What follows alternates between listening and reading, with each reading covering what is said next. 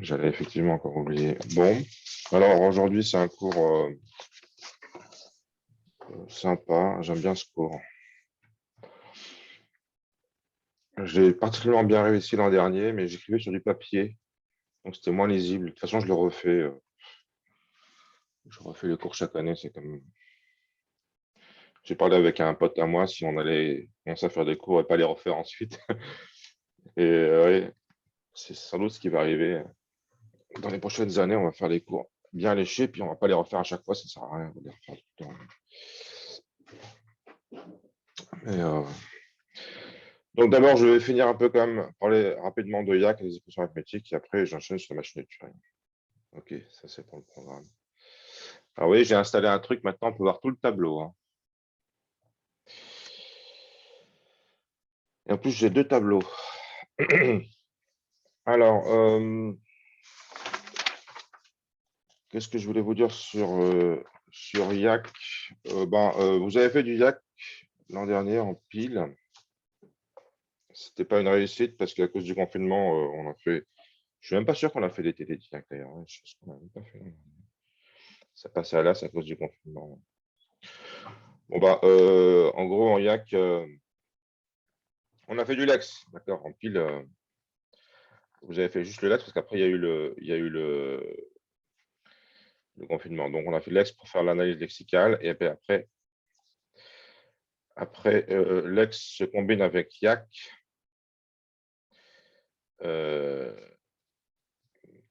Ça se lit Yet Another Compiler Compiler. C'est un compilateur de compilateurs.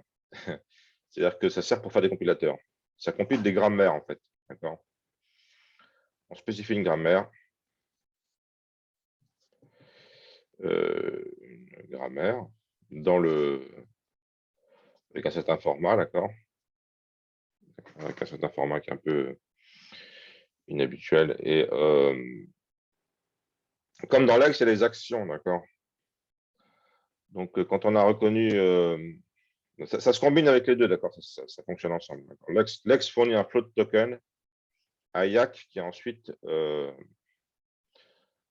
donc float token, ça fournit un float token, d'accord? Un float de token.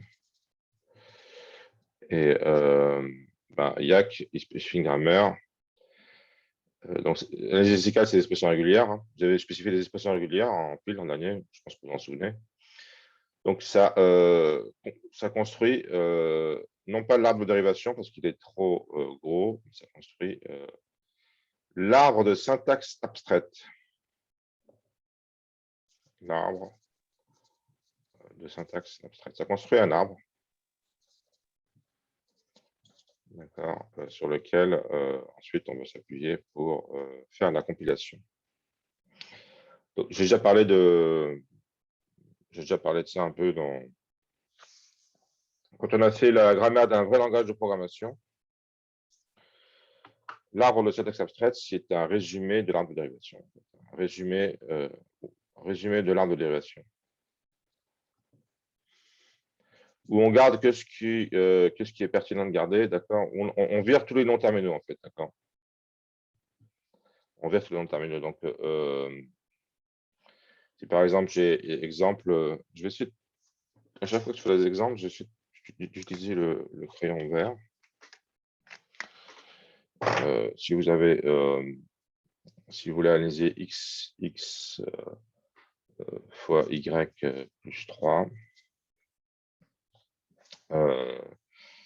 donc l'analyse lexicale, il donne donc id fois id plus const, il donne 5 tokens, 1, 2, 3, 4, 5. D'accord. Et puis après, l'analyse grammaticale, YAC, il va construire tout simplement l'expression arithmétique binop. Alors, plus il veut l'appeler, a priori, il peut l'appeler binop, on n'est pas obligé, hein.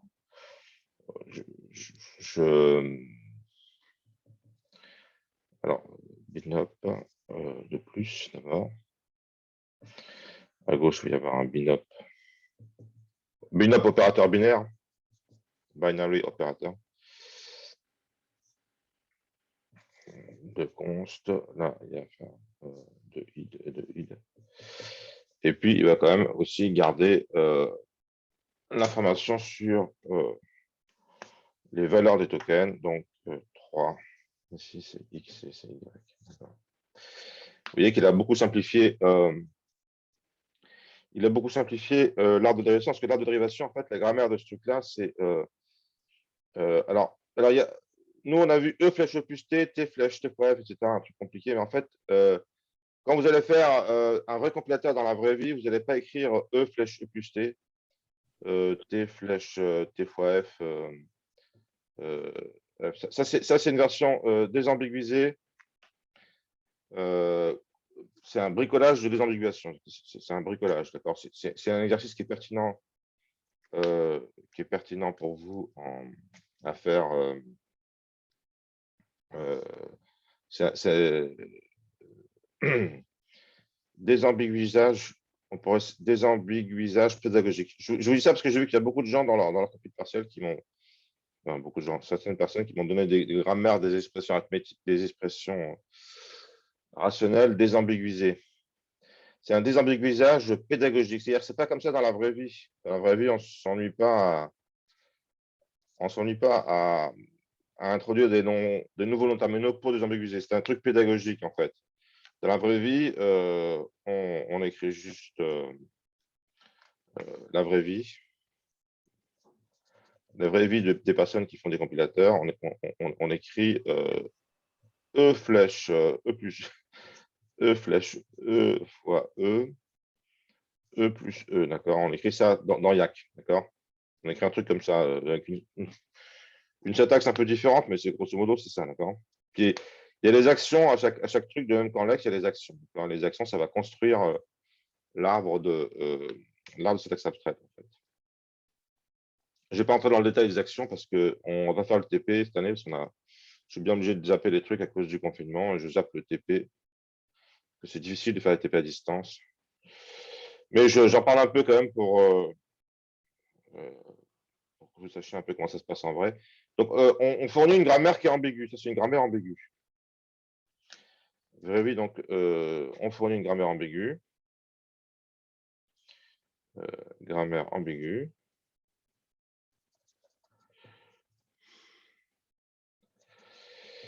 Et alors, comment il s'en tire? Ben, il s'en tire parce qu'on dit que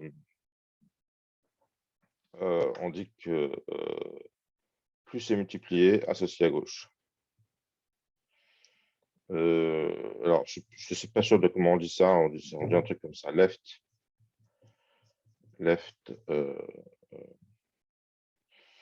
multiplié et plus. On dit que ça associe. Quand on dit ça, ça signifie ça associe à gauche. D'accord.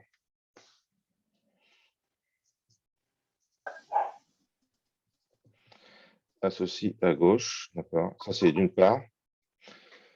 Et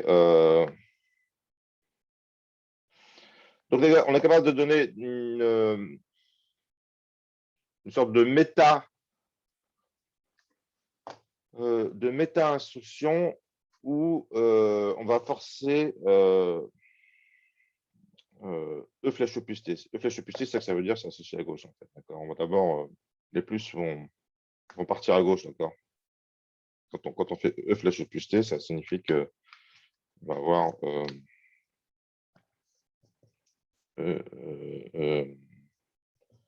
d'accord, les plus vont partir vers la gauche, d'accord. Ne peut pas partir vers la droite, ils partent vers la gauche. Donc, si vous avez A plus B plus C, ça va faire A plus B plus C. Les parenthèses vont être comme ça. Obligé. On s'en fout. En vrai, le plus, on s'en fout parce que de toute façon, c'est symétrique. Hein, mais le moins, par contre, on s'en fout pas. Donc, je vais prendre le moins plutôt, c'est plus parlant, d'accord. Le moins, le divisé. Le moins, ça va changer la signification. Donc, voilà, c'est A moins B moins C. Sans qu'on ait besoin de faire E moins T, d'accord. Sans qu'on ait besoin d'introduire le mot terminal. Simplement parce qu'on a dit ça, ça va forcer. Alors, il y a un exercice qu'on n'a pas fait qui explique exactement comment, au niveau de notre automate LR0, on l'a vu là, comment ça se traduit au niveau de l'automate LR0? Ça se traduit de favoriser plutôt une réduction qu'une lecture. En fait, d'accord, un truc dans ce goût-là, d'accord. Si on a le choix entre réduire par E flèche E plus E ou lire plus, d'accord. Imaginez, on arrive sur id, je n'ai pas préparé ça, ça se trouve, je vais me tromper, mais je pense. On arrive sur id moins id moins id. Si on a le choix entre réduire par E flèche E moins E ou bien lire, lire moins, on aura le choix. Il y aura un conflit entre une réduction comme ça et une lecture de moins. Eh bien, on va favoriser la réduction, d'accord. On va dire, en ce qui concerne moins, si on peut réduire E flèche E moins E ou lire moins, on choisit de réduire tout le temps. Et ça va orienter ça va forcer l'association à gauche. D'accord. Par opposition à l'association à droite. L'association à droite, ce serait, on partirait à droite, ce serait E moins E, E moins E, E moins E, d'accord. On partirait sur la droite. Enfin, id quoi, ouais. Ok, bon, j'espère que vous avez compris à peu près ce que je voulais dire. Voilà, donc la raison pour laquelle on propose ça, c'est parce que c'est un problème qui a souvent lieu, parce que n'importe quel langage de programmation propose des expressions arithmétiques, d'accord. Donc, c'est quand même sympa de pouvoir les traiter sans être obligé d'introduire des ambiguïtés de façon artisanale, d'accord. Voilà pour YAC et les expressions arithmétiques. Très bien.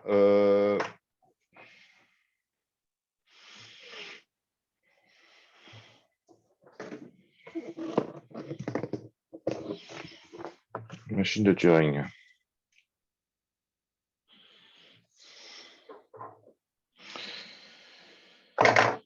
Alors, bon, je vais rester sur le même tableau. De toute façon, là, il est tout propre, tout neuf en email. Un tableau agréable à écrire.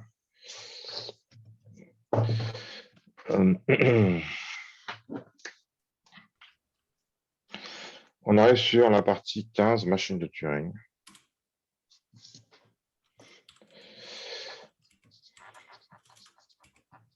Alors, Turing est un des grands, une des personnalités les plus importantes de l'informatique, puisqu'il est considéré comme le co-inventeur de l'ordinateur lui-même avec Fred Neumann. Fred Neumann qui a fait la version réellement hardware, mais Turing qui a fait le modèle de l'ordinateur. Turing, c'est celui-là qui a inventé. Il y a eu un film qui est fait sur lui, où il explique comment. Il est considéré comme quelqu'un qui a participé au fait que la Seconde Guerre mondiale, qu'on a gagné la Seconde Guerre mondiale, en fait, parce qu'il a pu décoder les codes des Allemands. Et c'est comme ça qu'il a commencé à inventer ses premiers ordi. Et donc, il a fait le modèle de la machine de Turing. Et qui modélise vraiment les ordinateurs. C'est-à-dire qu'on a les automates d'état fini, on a les automates tout bêtes qu'on a fait, d'accord. Ça, c'est assez puissant. Enfin, c'est puissant. C'est très répandu partout, on trouve ça partout, d'accord. C'est vraiment un formalisme qui est omniprésent, pas seulement en informatique, d'accord. En sciences sociales, en biologie, enfin partout. Après, on a les automates à piles, qui, eux, sont utilisés partout dès qu'il y a une notion de langage de programmation pour faire l'analyse syntaxique. Et après, on a les machines à Turing. Alors, les automates à piles, c'est les automates plus une pile, plus une pile. D'accord. Et il faut gérer la pile. Donc, on a quand on fait les transitions, on consulte la pile, on écrit dans la pile, on gère la pile. D'accord. Et les machines de Turing, c'est un automate plus deux piles.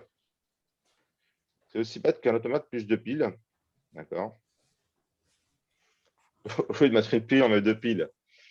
Et ça le rend aussi puissant que n'importe quel ordinateur. Ça, c'est une conjecture qu'on va passer en revue. D'accord. Ça modélise de façon abstraite le travail que fait un ordinateur. C'est-à-dire que tout ce que fait un ordi, une machine Turing peut le faire. C'est une conjecture, ça ne peut pas se démontrer, mais tout le monde en est intimement convaincu. Alors, ce que je veux dire maintenant, les étudiants qui suivent le cours d'informatique théorique de Laurent Rosas, ils l'ont déjà vu, ils n'ont pas besoin de suivre mon cours. Ils vont refaire quelques trucs qui sont avantagés par rapport aux autres pour l'examen, parce qu'ils auront plus de facilité. J'ai décidé de faire la machine Turing en programme parce que c'est au programme. Quand je suis arrivé à faire ce cours-là, il y a 6-7 ans, c'était au programme, déjà, c'était marqué. Et puis, c'est cohérent dans la logique de faire des langages formels, parce qu'on voit bien l'évolution dans la complexité des langages formels. Toutes ces machines reconnaissent des langages de plus en plus compliqués. Ça, c'est du langage régulier, ça, c'est du langage algébrique, et ça, c'est tout le langage calculable. D'accord? Langage régulier, l'expression rationnelle, ça, connaît l'expression rationnelle. Ça, c'est langage algébrique, donc qui inclut le langage de programmation, mais pas seulement. Et ça, c'est tout ce qui est calculable. Ça modélise les choses qu'on peut calculer, parce qu'il y a des choses qu'on ne peut pas calculer. D'accord? Ça aussi, c'est intéressant de voir.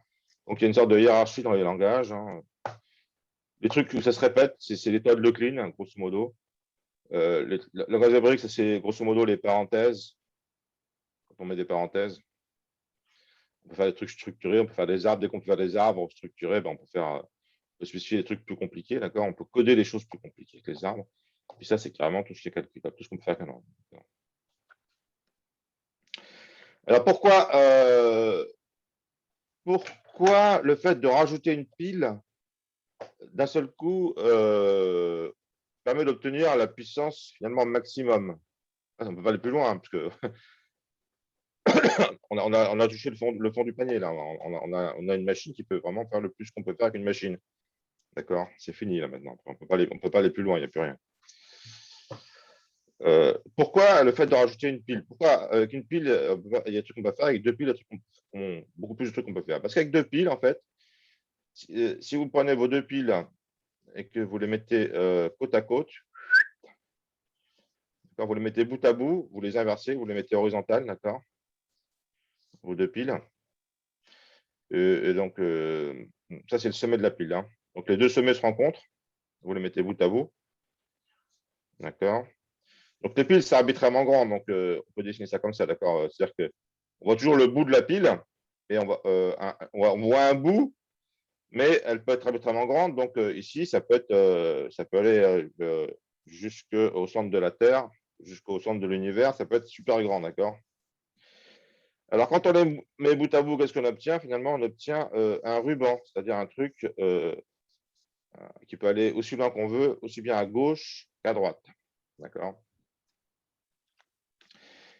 Et ce que a la machine de Turing, et alors, avec deux piles, on va pouvoir dépiler sur l'une et empiler sur l'autre en même temps. Donc, on va pouvoir, d'accord, se déplacer comme ça. D'accord? On dépile de l'une, on empile sur l'autre. Donc, on peut se déplacer par exemple à droite. D'accord? Et toujours en ayant accès à un seul endroit du ruban. D'accord? Donc, si je vais à la droite, je dépile à gauche, j'empile à droite, et vice-versa. D'accord? Donc, comme ça, au lieu de raisonner en termes. Oui, il y a une remarque. Au lieu de raisonner en termes de piles, on va raisonner en termes de ruban. C'est-à-dire qu'on va se dire, les piles, c'est un peu mal commode, pas très commode à manipuler avec. Par contre, un ruban, ça devient beaucoup plus pratique. Parce que grosso modo, on va pouvoir se déplacer où on veut et écrire où on veut. On n'est plus contraint de seulement voir la tête de la pile et être obligé de détruire tout ce qu'il y a au milieu pour aller chercher un truc. Non, on peut conserver tout sur la pile et se promener librement. C'est cette liberté qui va permettre de calculer ce qu'on veut. Alors, le fait qu'on peut calculer ce qu'on veut, en fait, on en devient graduellement convaincu en faisant des exercices. Donc,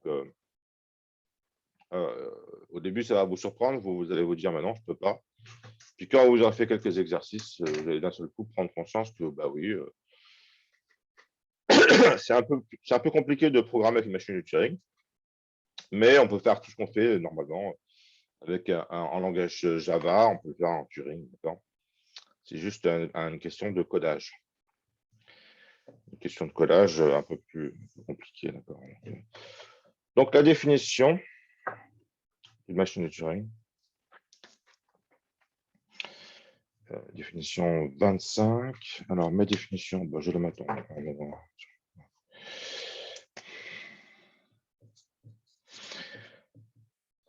Donc, une machine de Turing.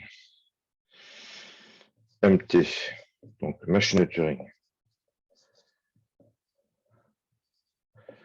De Turing égale.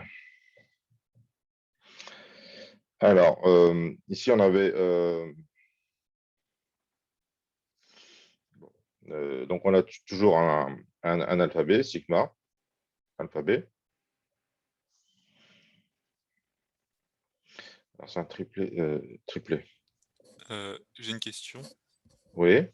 Est-ce que par rapport à un ordinateur classique, il y a un intérêt à du coup à programmer avec une machine de Turing ou c'est juste pour la théorie en fait que ça a été créé? C'est juste pour la théorie. Ok. Ben, Laurent Rosas, il s'amuse à programmer avec une machine de Turing pour de vrai, lui. Mais ça prend beaucoup plus de temps. Mais pas un temps monstrueux. Ça reste un temps raisonnable. Donc, on peut quand même exécuter sur un ordi des programmes de machine de Turing. C'est polynomial. Il y a un ralentissement polynomial. Je viens de montrer.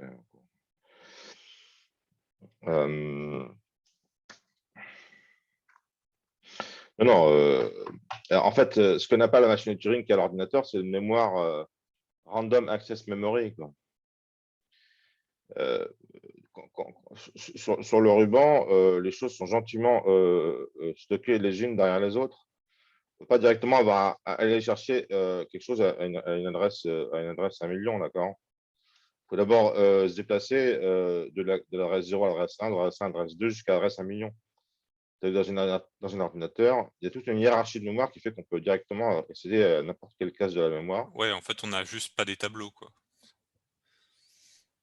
Oui, on peut dire ça comme ça. Parce qu'un tableau, du coup, c'est on peut accéder à n'importe quel index d'un seul coup, quoi. Oui, oui, c'est bien dit, c'est bien dit.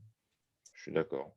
Enfin, euh, il n'y a pas que les tableaux dans la vie, il y a d'autres choses, hein. Vous avez d'autres structures de données plus élaborées que les tableaux qui vous permettent de vous déplacer de façon plus intelligente, hein. Dans le cours d'algo, vous avez fait un cours d'algo cette année-là. Ouais, oui. Ben voilà, je crois qu'il est tout nouveau, tout beau ce cours-là, quoi. Eh ben, on voit des structures de données plus complexes quand même. On a vu nous, enfin voilà, il y a pas que les tableaux tout de même dans la. Ouais. C'est-à-dire que ce que je souhaitais vous dire à ce stade de la conversation, ce que vous dites est pertinent, mais en même temps, le fait de pouvoir adresser, ça va plus loin que les tableaux, je pense. Voilà. Donc, une machine de Turing, c'est un triplet Q sigma delta.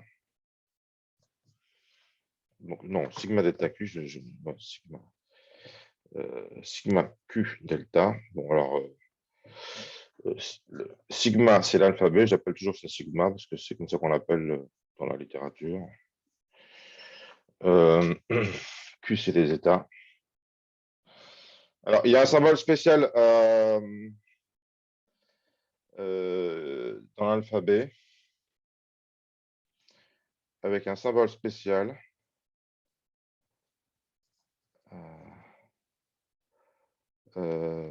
Spécial qui s'appelle comme ça, qu'on note comme ça, qui s'appelle bottom dans la littérature. Bottom. Alors, vous voyez, bottom, ça veut dire fond en anglais. Le dessin schématise le fond. Vous voyez, on descend, on descend, on descend et on arrive au fond. D'accord, donc ça schématise le fond. Ça. C'est un hiéroglyphe égyptien. Non, je rigole. Et delta, donc Q et etc., comme d'habitude. Hein. Et delta, la fonction de transition. Et c'est elle qui modélise finalement comment on gère le truc. Vous voyez, delta dans les automates infini, il allait de Q croix sigma dans Q. D'accord. Pour les automates à pile, delta, il allait de Q croix. Donc, on avait un alphabet de terminaux et un alphabet de piles, qu'on appelait gamma. Donc, il prenait une lettre, un symbole de pile, et c'est de Q croix sigma dans Q, excusez-moi. Et il associait un nouvel état et un mot de sigma étoile, ce qu'on remplit, d'accord? Ça, c'était l'automate à pile. Maintenant, pour le Turing, le delta, il va de Q croix sigma, comme d'habitude, un état, une lettre, mais il va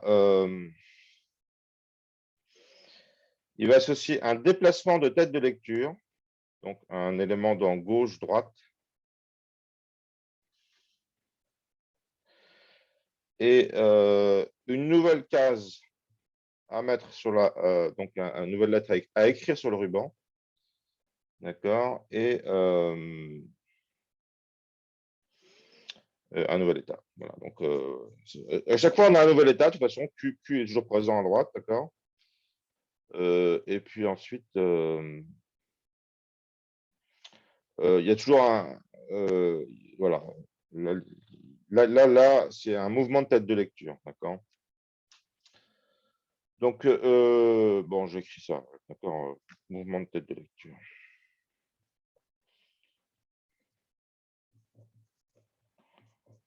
De tête de lecture. Ah, on a donc une tête de lecture. Bah oui, c'est là où est-ce qu'on. C'est là où ce qu'on lit. D'accord. Je vais essayer de ne pas bouger le tableau. Donc, effectivement, donc, la configuration, c'est un ruban bi infini.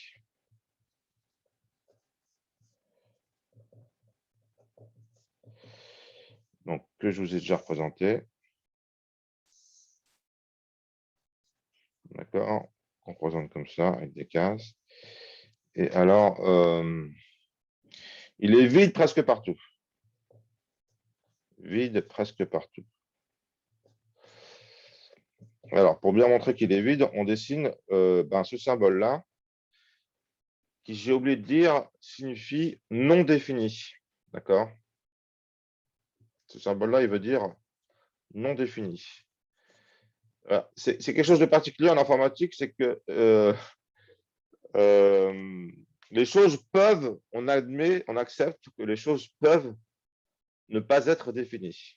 D'accord. C'est un truc qui est marrant, en fait, hein, quelque part. Par exemple, quand vous déclarez une variable en C, eh bien, son contenu, on devrait le noter avec bottom. On met souvent un point d'interrogation pour dire on ne sait pas ce qu'il y a dedans. On devrait dire bottom, en fait, parce que ce n'est pas défini. Il y a un truc dedans, mais on ne sait pas quoi. D'accord. Donc, nous, la façon de noter ça, la façon sérieuse de noter ça, c'est bottom. Donc, en fait, quand on se déplace assez loin à droite ou assez loin à gauche, il y a bottom jusqu'aux limites de l'univers. D'accord. Il y a seulement un nombre de cases, un nombre fini de cases non défini. D'accord.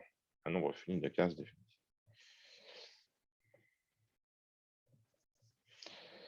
Donc, j'allais dire au centre. Enfin, le centre, il est grand. Enfin, le centre, c'est dans une région bornée de l'espace, d'accord.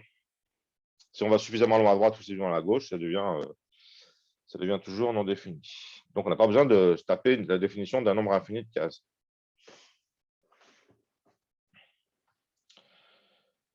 Donc, ça se modélise.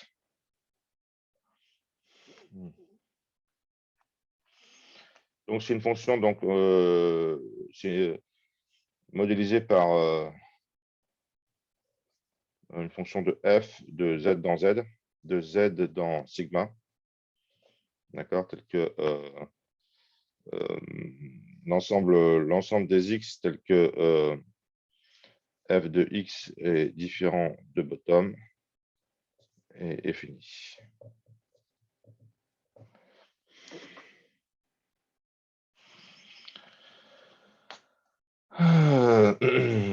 Bon, et puis donc ça c'est une chose, hein. Et puis donc ça c'est le grand 1 et le grand 2.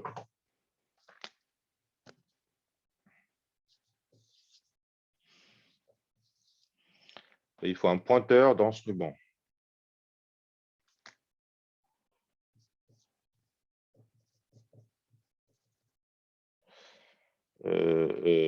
Sur une case qu'on appelle tête de lecture.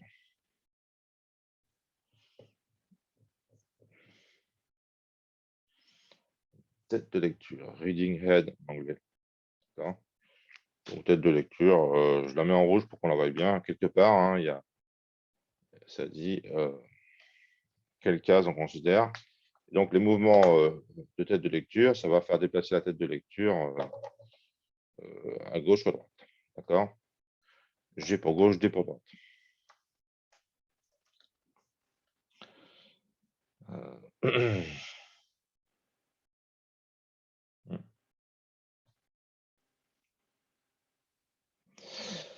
Alors, définition 25, définition 26. Je la mets à côté de la définition 25.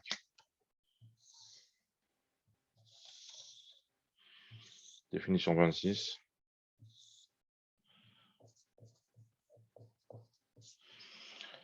Donc, une MT, machine de Turing, une MT est déterministe.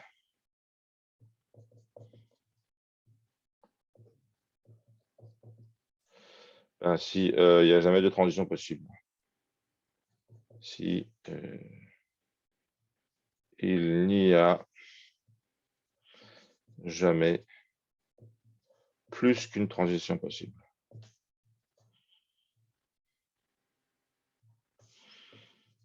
Une transition possible. D'accord. Si par exemple, comment se note la transition? Notation transition, oui.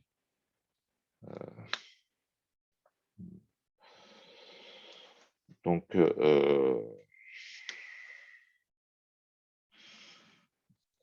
on a deux états. Bon, les états, ouais, on les numérote aussi. Hein.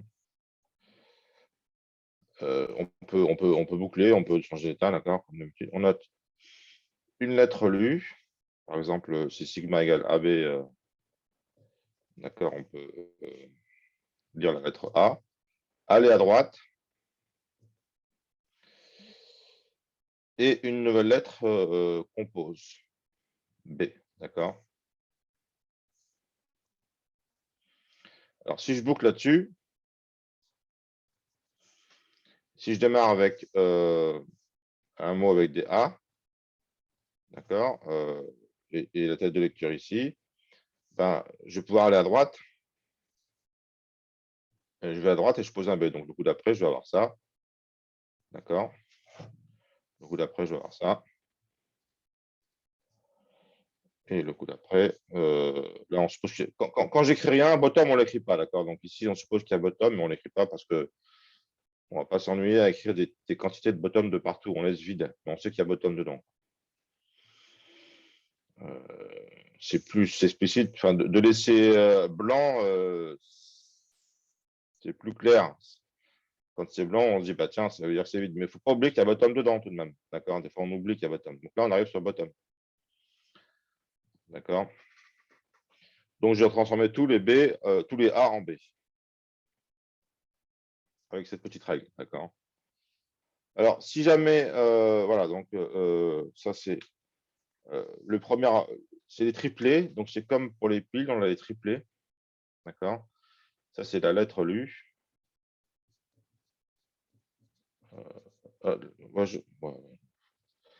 C'est le déplacement. Alors, notez bien qu'on déplace toujours, hein. C'est soit à gauche, soit à droite. On pourrait rester au milieu, on pourrait ne pas bouger la tête, mais on démontre qu'en fait, ça n'augmente pas la puissance du modèle. Donc, pour garder l'essence minimale du modèle, on n'utilise que déplacement gauche-droite, pas déplacement où on ne déplace pas, d'accord? Parce qu'on pourrait dire, ah bah tiens, en général, l'expérience montre qu'on veut toujours bouger, en fait. Ça arrive qu'on ne veuille pas bouger, mais c'est très rare. Et puis, quand on ne veut pas bouger, ben, on peut simuler ça facilement. Ça, c'est nouveau caractère. Nouveau caractère.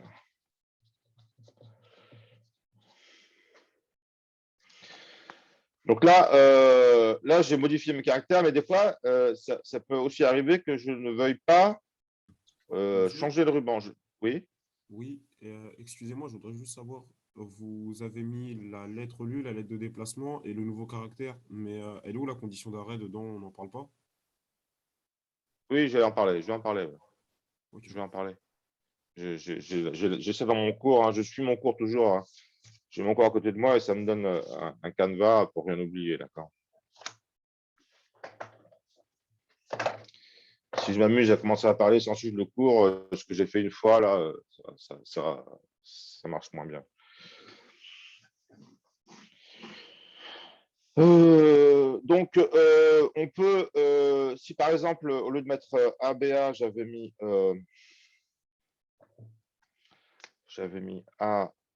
ADA, d'accord, avec une règle récursive comme ça, et ben, j'aurais pas touché, j'aurais laissé les A, d'accord, je serais arrivé au bout,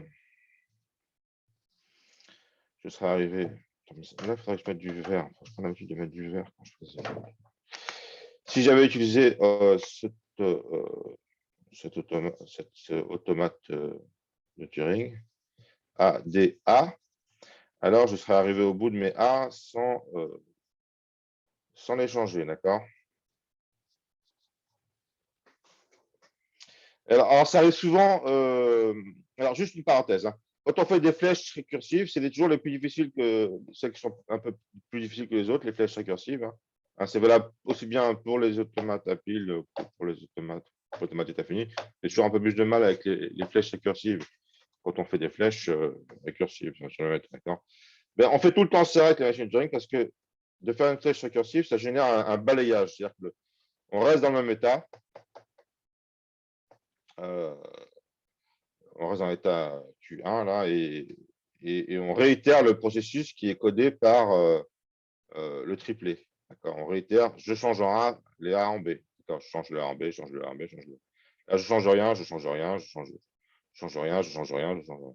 On fait un balayage, d'accord. Donc,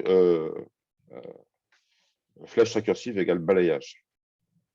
On programme en faisant des balayages, on prend l'habitude de faire des balayages.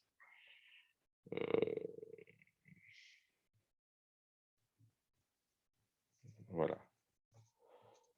Balayage. On balaye le ruban. On se promène sur le ruban, soit vers la gauche, on fait des balayages vers la droite ou des balayages vers la gauche.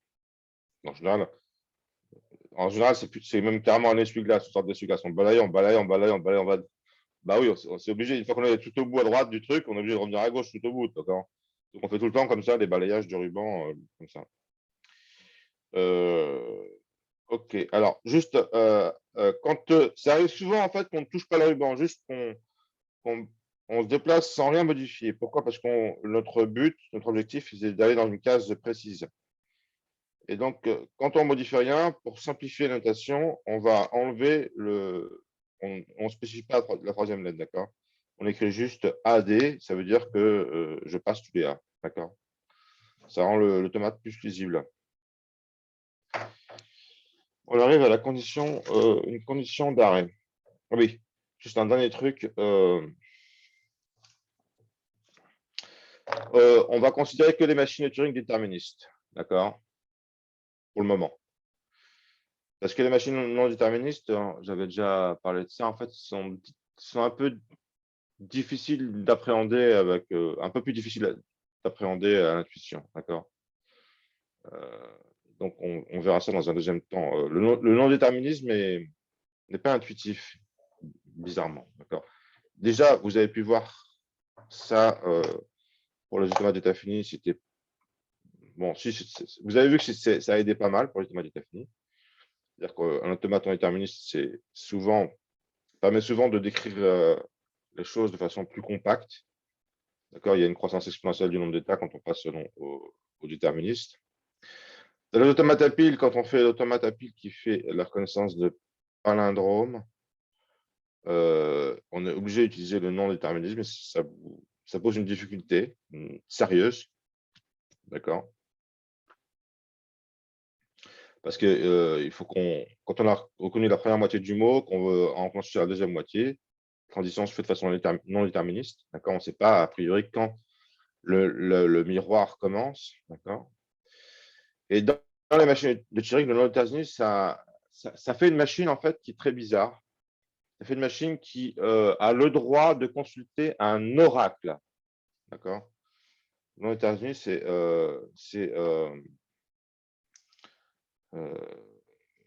c'est assimilable à consulter un oracle. C'est-à-dire que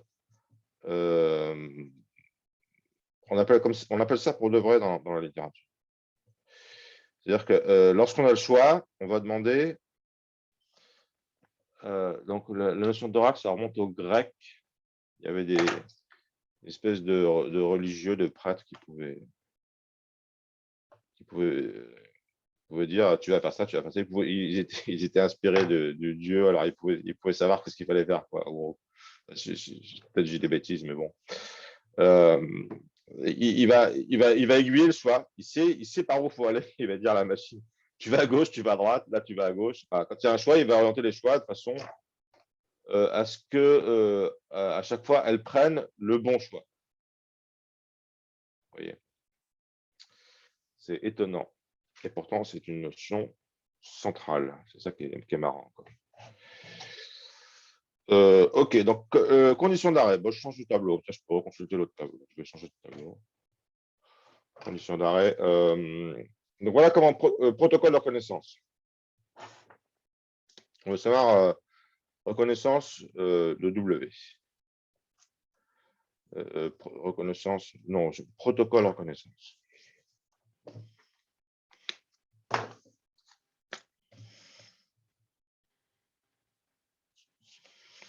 Et c'est The Imitation Game, hein, protocole de reconnaissance.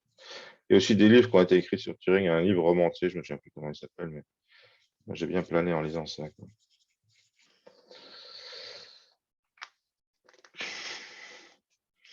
Ce qui est super marrant dans cette histoire de codage avec les Allemands, c'est qu'en fait, ils ont carrément sacrifié des gens, pour que les Allemands et les Japonais aussi ne pensent pas qu'on avait craqué leur code. Donc, ils ont carrément envoyé des gens se faire tuer exprès pour ça. Quoi.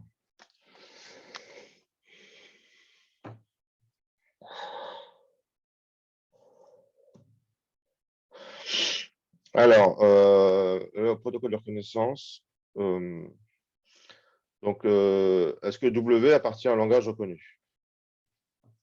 Donc, on démarre avec, sur la pile, rien, donc des bottoms. Après W0, W1, etc.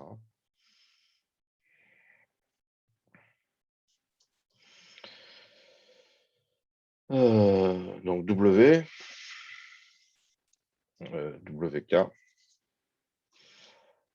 Je ne sais pas, on dit qu'il n'y a qu'à lettre dans W. Et après rebottom. Et on démarre avec la tête de lecture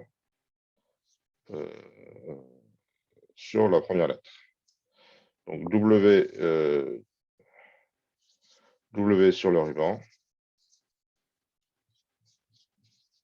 D'accord. La tête de lecture qu'on note RWH. Reading head R. Non, tête de lecture, je note. Tête lecture. Après, je vais arrêter d'écrire tête lecture. Je vais mettre juste une flèche. Hein. Sur la première lettre. Première lettre, OK. Et on lance la machine. Alors, entre parenthèses, si Si le mot égale epsilon, la tête de lecture, elle est sur le bottom, d'accord? Si c'est epsilon, il y a bottom de partout, il n'y a, y a pas de mot. Hein. C'est pas grave. C'est particulier, quoi. Et puis, on lance la machine.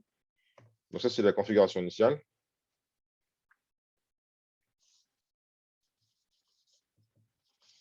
Config initiale.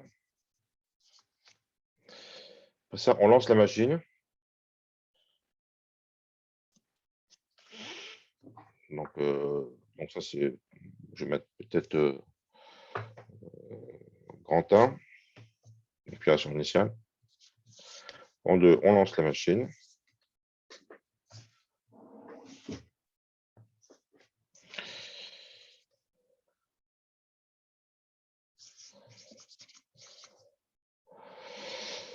On lance. Alors, je vais mettre L de M. L de M, d'accord. Ou M, M c'est MT, d'accord. On lance M. Alors, il y a des transitions, d'accord. On lance M, qu'est-ce qui se passe? La tête de lecture, elle bouge. Le mot, il est modifié. On peut virer les lettres ou on peut écrire. Enfin, il se passe plein de trucs sur le ruban, d'accord. Hein, on a une machine compliquée avec plein d'états. Il y a souvent beaucoup d'états dans la machine de Turing. Hein. Contrairement aux automates à pile, ça fait des boucles surtout. Ça fait souvent des boucles aussi, d'accord. Vous avez une boucle, d'accord. Et puis vous avez une boucle dans les boucles. Enfin, ça peut être drôlement compliqué, une machine de Turing. Hein. On en verra des compliqués. On lance M. Et quand est-ce que ça s'arrête? D'accord. Ben, ça s'arrête quand ça bloque. C'est-à-dire quand ça bloque.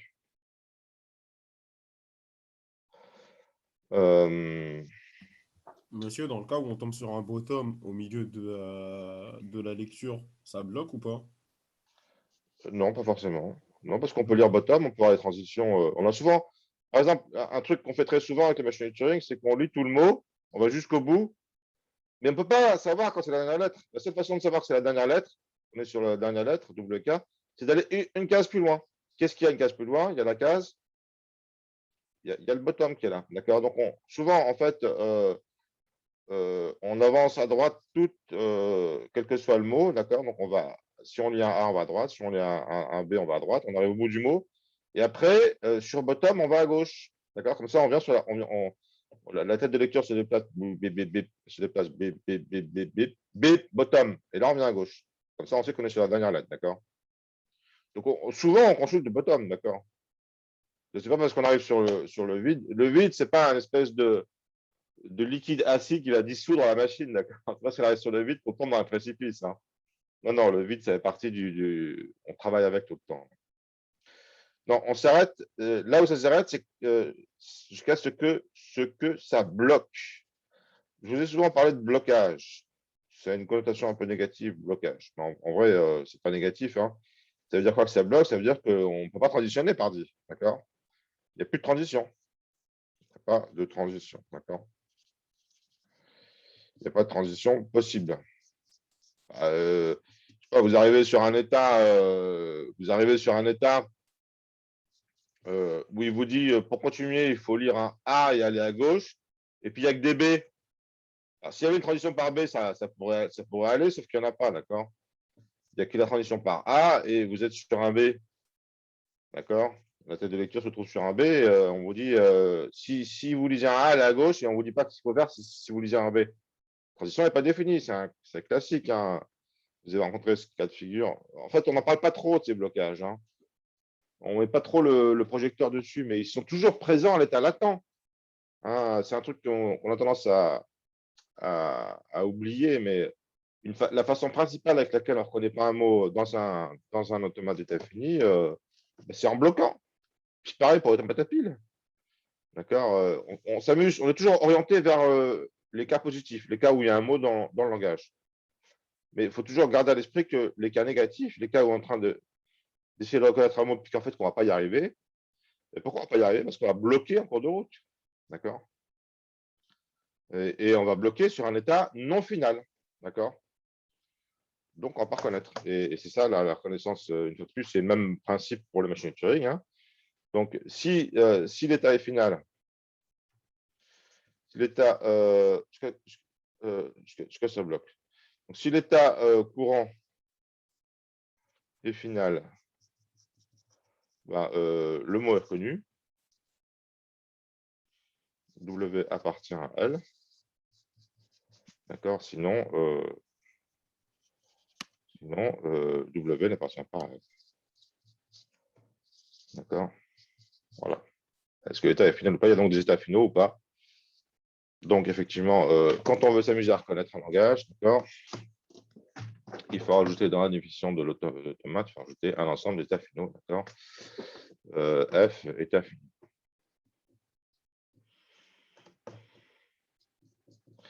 C'est toujours comme ça quand on introduit des formalismes. Hein. D'abord, on l'introduit, j'ai fait toujours comme ça depuis le début. Hein.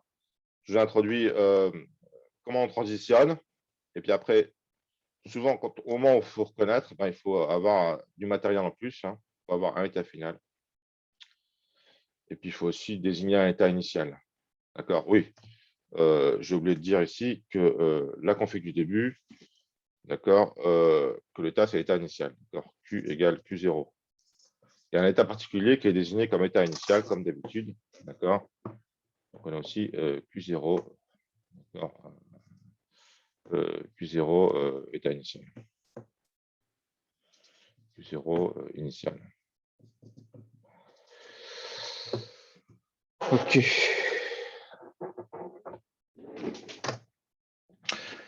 Bon, OK.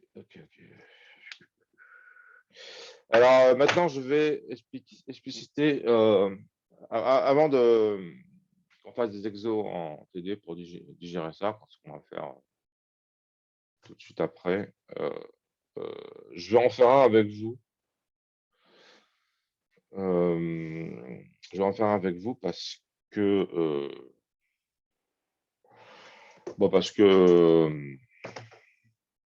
je trouve que c'est efficace. Hein, c'est une question d'efficacité. Plutôt que tous mes collègues refassent le premier exo qu'on fait, de toute façon, on n'y arrive pas. Donc, c'est bien pour montrer la méthodologie aussi. Méthodologie. Oui. J'ai une question, ouais. Et là, finalement, la machine de Turing, là, on a vu que ça permettait de faire une reconnaissance de mots, mais est-ce que ça sert aussi à écrire des programmes, en fait? Oui.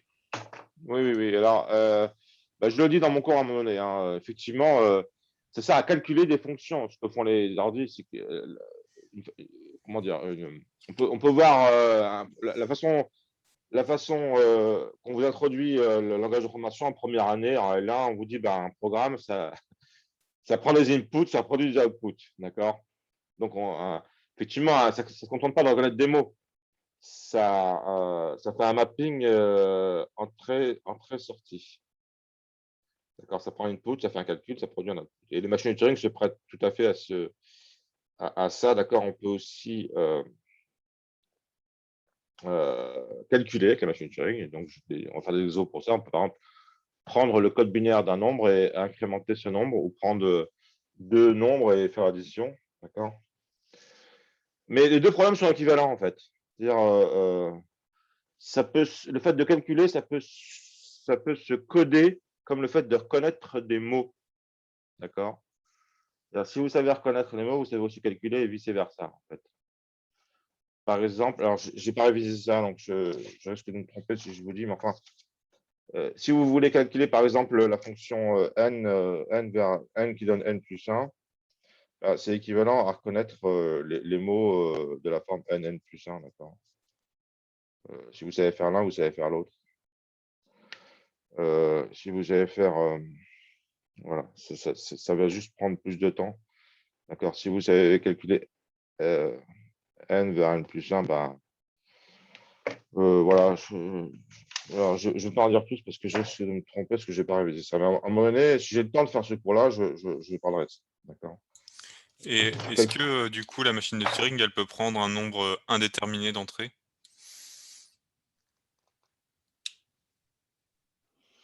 Un nombre indéterminé d'entrées.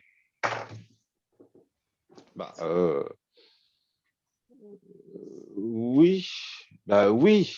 Mais déjà, le fait de reconnaître des mots, c'est un nombre indéterminé d'entrées parce qu'un mot peut être arbitrairement grand. La taille de l'entrée peut être arbitrairement grande. Ok.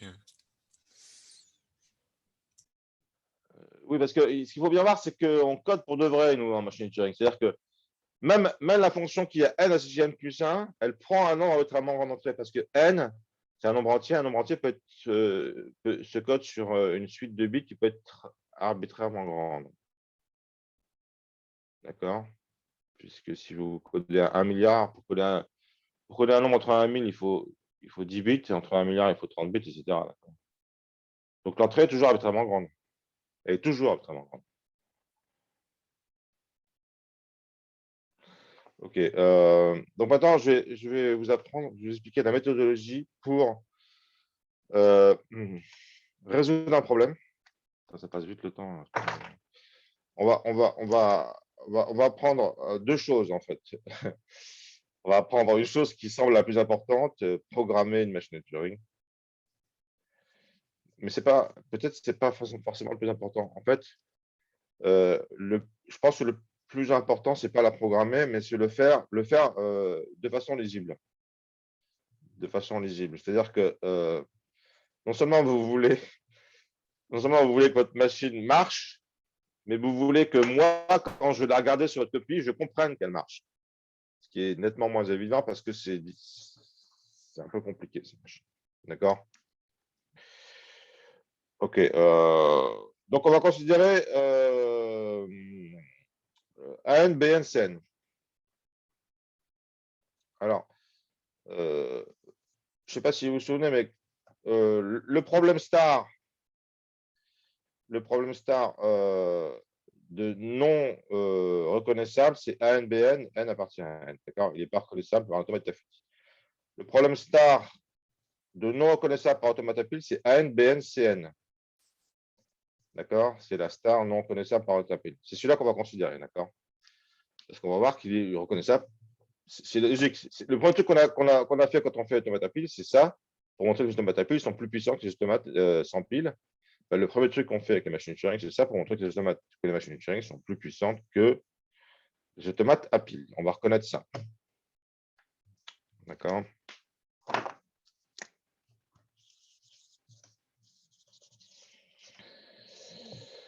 Donc,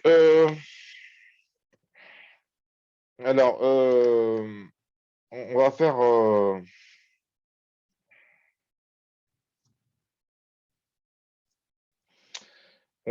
donc trois trucs. Voilà, pour que ce soit lisible, il faut faire trois trucs, d'accord? Faut faire. Et ces trois trucs, en fait, on les développe un peu en même temps, d'accord? Il y a l'algo, qui est le plus important. En général, c'est pas le plus difficile.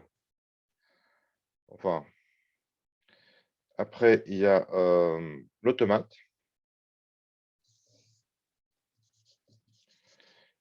Et l'automate tout seul, on n'arrive pas à le faire si on ne visualise pas les configurations clés. C'est un peu comme les images clés quand on fait des films. D'accord? Quand on fait des films, on va d'image clé en image clé. C'est les images où ça change. D'accord?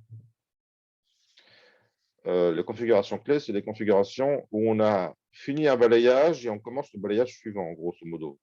Pas toujours. C'est là où il se passe un truc particulier qui va changer qui fait progresser les choses. Hein, c'est un clic, on a fait un traitement, on commence un autre traitement, et puis ça a fini, hop, on fait des. Ouais, c'est souvent les suites de balayage. Alors, donc, le premier truc qu'on va faire, c'est vérifier. On va vérifier que le mot est de la forme W appartient à A étoile, B étoile, C étoile. D'accord? On vérifie qu'il est de cette forme-là. D'accord? Ben, qu'est-ce qu'on fait au niveau de l'automate? Donc, alors la configuration initiale, je vais prendre 3A, 3B, 3C. Quand j'en prends 3, ben, ça me fait 9 caractères, c'est taille raisonnable. 2, c'est un peu petit. 1, c'est ridicule. Puis 4, ça commence à faire beaucoup. Donc, il y a un calibrage du mot là qu'il faut calibrer le mot de façon à ce que ce soit représentatif du cas général sans pour autant être trop gros pour pas se compliquer la vie trop non plus. Donc, en fait, avant de faire l'automate, c'est probablement une bonne idée de dessiner les configurations. D'accord? Donc, on va juste aller jusqu'au bout. D'accord? en vérifiant qu'il y a des A suivis de B suivis de C. D'accord. Bon, là, comme je n'ai plus beaucoup de temps, je vais un peu vite. J'aurais pu définir des trucs intermédiaires où j'arrive sur les B, mais en fait, ouais, je peux faire ça si vous voulez. D'accord. Je peux déjà dessiner ce truc-là, d'accord. Ça, c'est un truc intermédiaire où j'ai balayé les A, d'accord. Pour balayer les A, je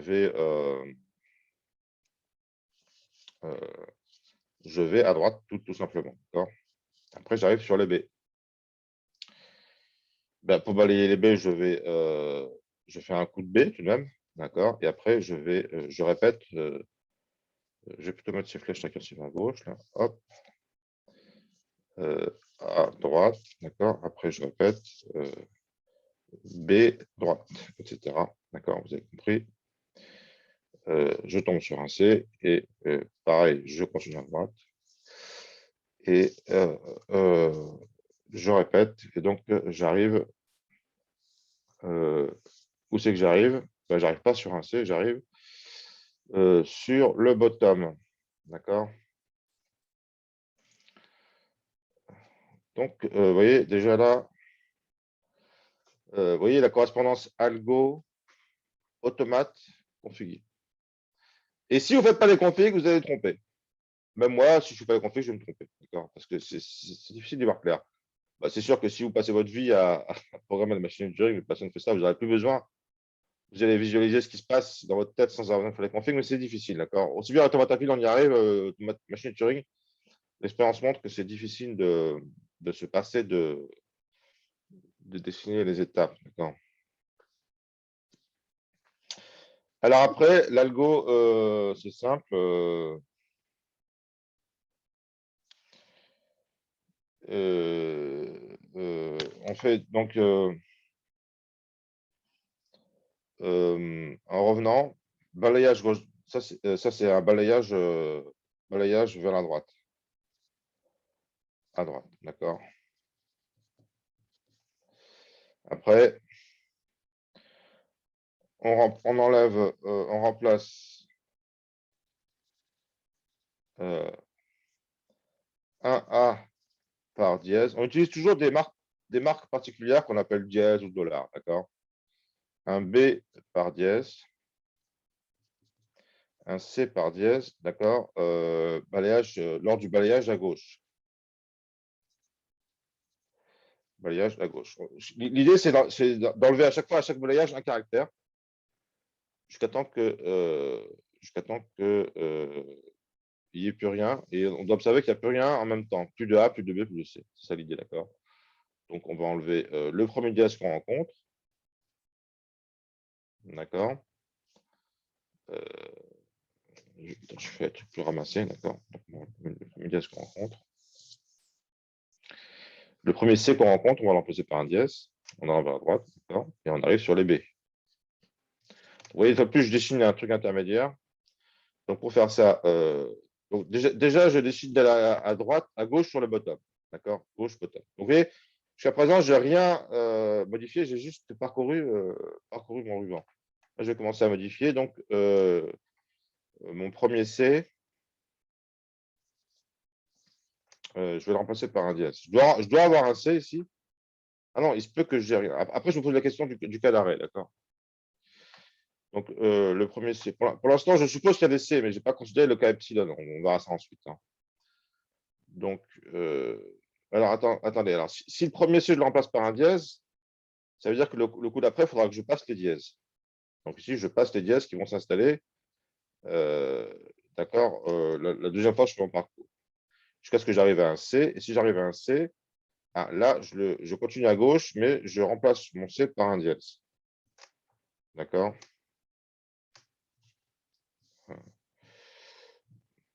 C, G, dièse. D'accord. Et je continue, je passe les C. D'accord. Donc, j'arrive ici sur un B. Donc là, pareil, je passe les dièses. Alors, passer les dièses et passer les C, ça peut se faire en même temps. D'accord, ils sont mélangés, mais ce n'est pas grave. Donc, je peux aussi écrire ici que je passe que je passe les dièses. Ça me gagne des états. D'accord? Et donc, je vais tomber sur le B. Et pareil, là, je vais remplacer le B par un dièse. D'accord? Pareil ensuite avec les A. Je passe les B qui restent. Je passe les dièses qui sont débarqués. J'arrive sur un A que j'en passe par dièse.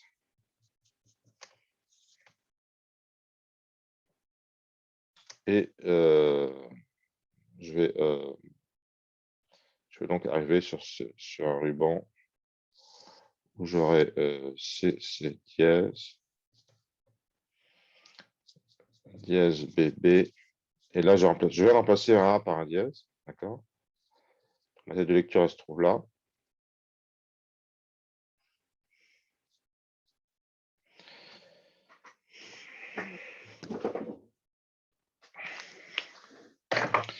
Qu'est-ce que je fais maintenant? Bah,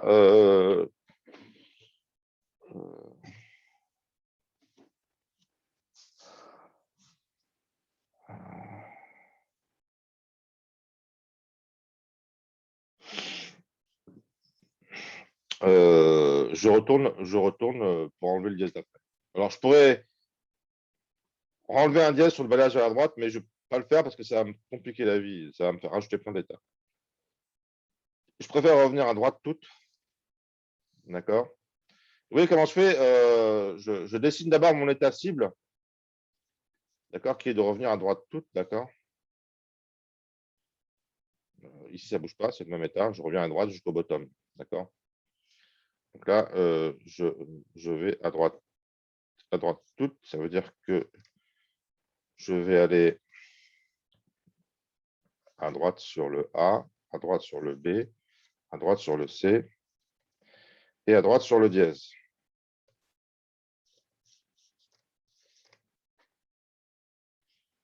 Mais vous savez quoi, pour me gagner du truc, je vais.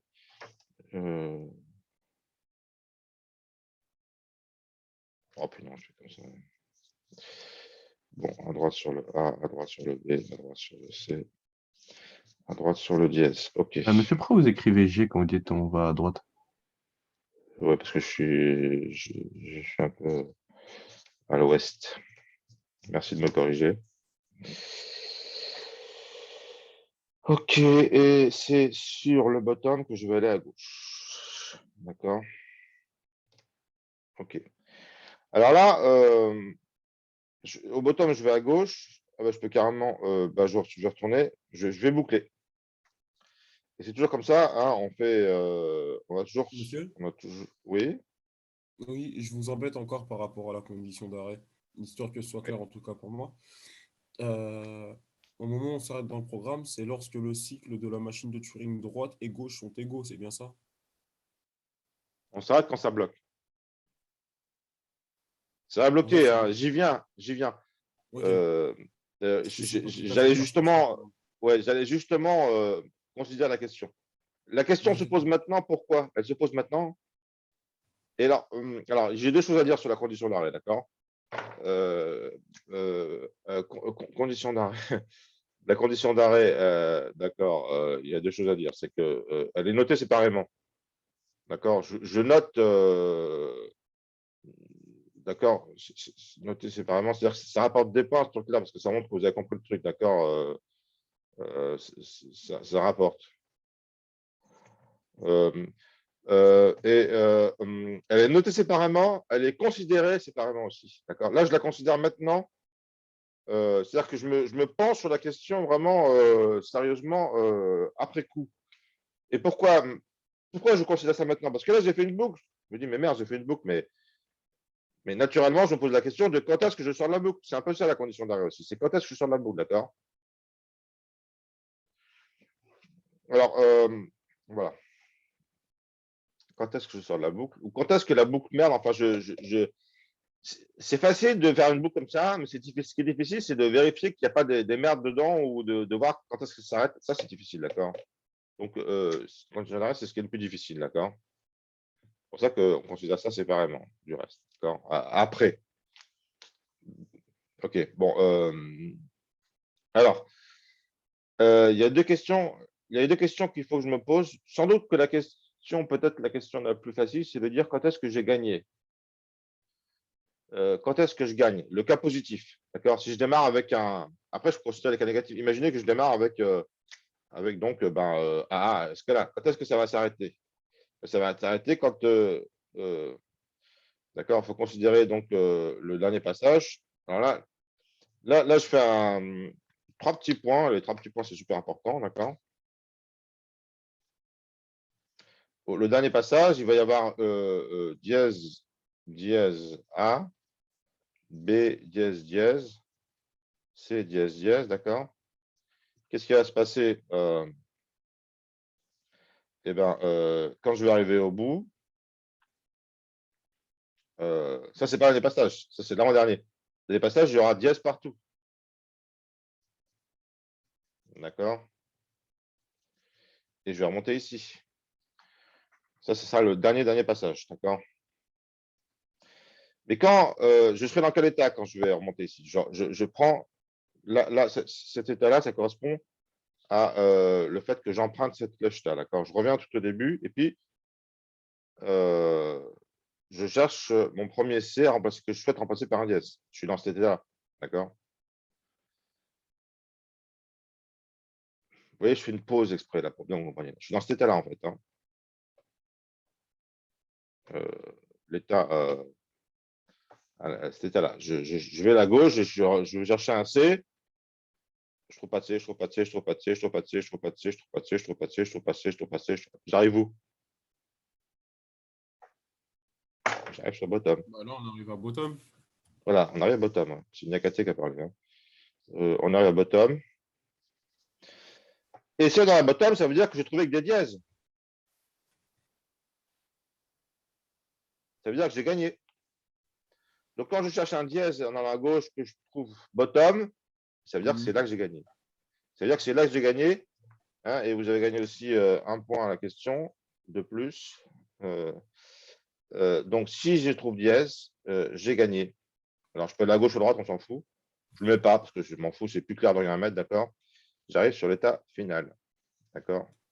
L'état final, je vais noter comme ça, finalement, je trouve que c'est plus clair. D'accord? J'ai gagné. Non, c'est pas dièse, putain, je suis débile, c'est bottom. Excusez-moi, je fais des grosses erreurs débiles. Voilà. Donc, si je les bottom à cet endroit-là, ça veut dire que j'ai gagné. D'accord? Ok, mais là, dans ce cas-là, je vous embête beaucoup, moi, je suis désolé. Non, mais je suis en train. Là, on est dans le cas où on a autant de A, de B que de C. Mais Voilà, maintenant, c'est le cas plus facile. C'est souvent le cas plus c'est facile. Hein. ça. C'est le cas de base, en Mm. fait. Mais maintenant, si on tombe sur les autres cas, c'est-à-dire, par exemple, on a juste AB avec ANBP, comment est-ce que ça fonctionne? Et voilà, vous avez entièrement raison de poser la question. Il faut se poser la question. D'accord? Alors, il y a deux réponses qu'on peut faire à cette question importante. La première réponse, c'est ça va marcher. Et c'est vrai, bizarrement. Mais la deuxième réponse, c'est tout de même, justifions pourquoi ça marche. D'accord? Je ne demande pas de justification comme ça parce que c'est un peu compliqué à voir. Mais on peut regarder pourquoi ça marche, pour de vrai. Imaginons par exemple qu'il y a plus de C que de A et de B qu'on démarre avec, un truc un peu simple. Un A, un B et pas de C. D'accord? A, B. C'est un cas très simple. D'accord? On voit pas votre tableau, monsieur. Non, oui, oui. Alors, on ne va même pas pouvoir remonter jusqu'au bout. On démarre avec A, B, C, C. Qu'est-ce qui va se passer? Donc, on va arriver au bout, là, lors du premier balayage. Après, on va enlever un C à un B. On va avoir dièse, dièse, dièse. On va avoir dièse, dièse, dièse ici. Après, au deuxième balayage, on va remplacer le C par un dièse. D'accord? On va arriver sur cet état. Sur cet état-là. Je viens de remplacer un C par un dièse. D'accord? J'arrive sur cet état-là. Et je passe les C et les dièses. Ah, mais il n'y a que des dièses de toute façon maintenant. Alors j'arrive là. J'arrive au bottom. D'accord? Donc je cherche à passer tous les C et les dièses. Je cherche un B pour le remplacer par un dièse. Je ne le trouve pas. J'arrive sur bottom. Donc, monsieur Nagaté, je pourrais faire la même flèche bottom que j'ai fait ici, je pourrais la faire là en disant, si je lis bottom, j'ai perdu, c'est un état qui n'est pas final, j'arrive sur un état, une sorte d'état puits, d'accord. J'ai perdu. Oui, parce que celui-là, il n'est pas final, celui-là, il est final, mais celui-là, il n'est pas final, c'est-à-dire que j'ai plus de dièse, mais j'ai compté un C, et il faudrait que je compte un B, un A, alors je n'en ai pas, donc j'ai perdu, d'accord. J'ai perdu. Vous êtes d'accord, monsieur D'accord. Nakaté? Ouais. Ouais, c'est Ben, clair. ouais, ben, ce qui est marrant, vous voyez, ce qui est marrant, c'est que j'ai pas besoin de dessiner cette tomate. C'est ça qui est marrant. Je peux l'enlever.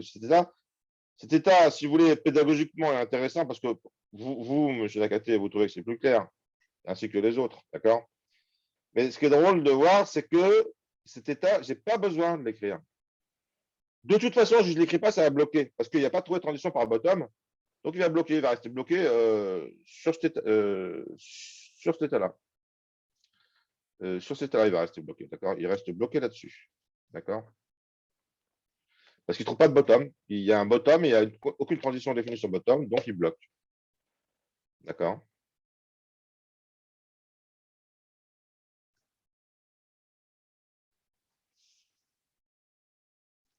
Et quand vous réfléchissez 2 secondes, en fait, tous les automates à pile qu'on a vus en TD, alors moi, je n'ai pas de Nakaté en cours, hein, mais bon, on sait jamais vraiment. Enfin, si, on se l'est posé un peu avec certains étudiants, on se l'est posé, mais rarement quand même.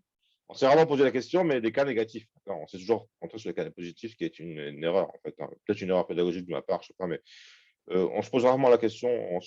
On se branche toujours sur l'objectif à atteindre, sans pour autant se poser la question est-ce qu'on reconnaît. On ne se pose pas la question est-ce qu'on, par hasard, on ne reconnaîtrait pas des mots qu'il ne faut pas reconnaître. On se pose la question toujours est-ce qu'on reconnaît les mots qu'il faut connaître, mais pas la question est-ce qu'on ne reconnaît pas trop de mots, quoi. D'accord. Bon, ben, sur la machine de Turing, ce qui se passe, c'est que ça marche tout seul, en fait, tout seul, ça bloque. En fait, on a le droit, la stratégie de s'intéresser juste aux cas positifs fonctionne. Parce que les cas négatifs, en fait, le fait de ne pas les avoir considérés, ça signifie finalement que ça va bloquer. Et si ça bloque, c'est gagné, parce que de toute façon, il n'y a que cet état-là qui est final. D'accord. Donc, si ça bloque partout ailleurs, comme les états ne sont pas finaux, c'est bon, c'est gagné.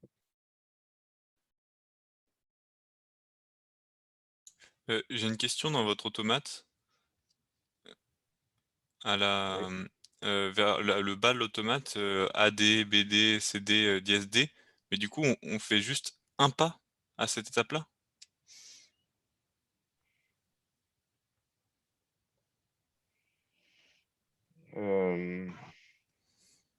Alors, attendez. Parce que le but, c'est pas de revenir tout à Oui, droite. oui, oui, je me suis trompé. Putain. Je me suis trompé. Merci de m'avoir corrigé une fois de plus. Oui, non, ça, c'est une flèche récursive, bien sûr.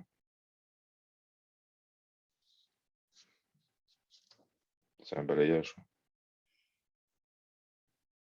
Et d'ailleurs, vous pouvez l'écrire en nouvelle étape de l'algo. Oui, oui. Merci de me corriger. Putain. Oui, je suis distrait, je zappe plein de trucs. Euh, ça, c'est un peu de gauche. Après, ça, on le réitère. On le réitère en boucle. En boucle, donc en revenant à droite.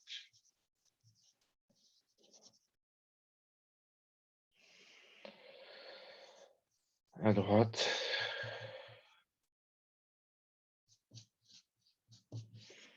Toute.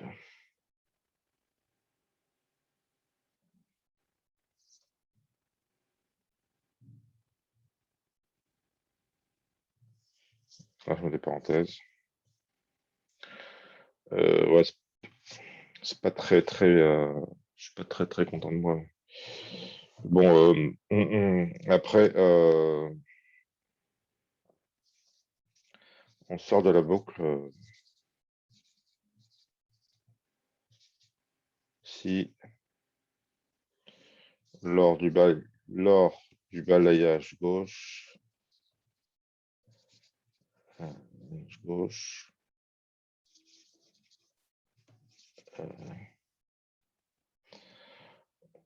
On croise que des yes.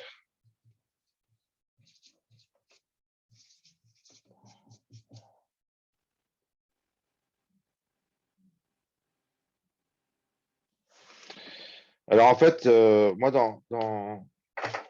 j'avais une notation. Ça, c'est les états 1, 2, 3. 0, 1, 2. 0, 1, 2.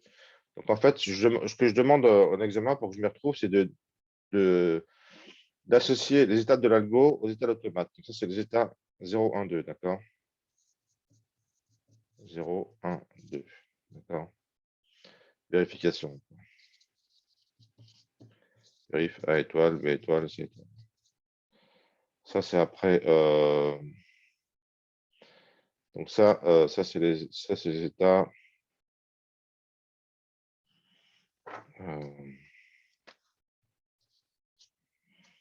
3, 4, 5. 3, 4, 5. Donc, état 3, 4, 5. D'accord? Du coup, ça rend vraiment le truc lisible. Et là aussi, on peut mettre un. Ça, c'est les états 0, 1, 2. Vérif.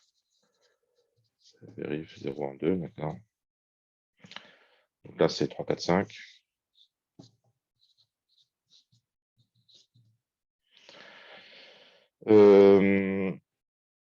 En boucle en droite, ça c'est l'état 6, c'est le boulot de l'état 6.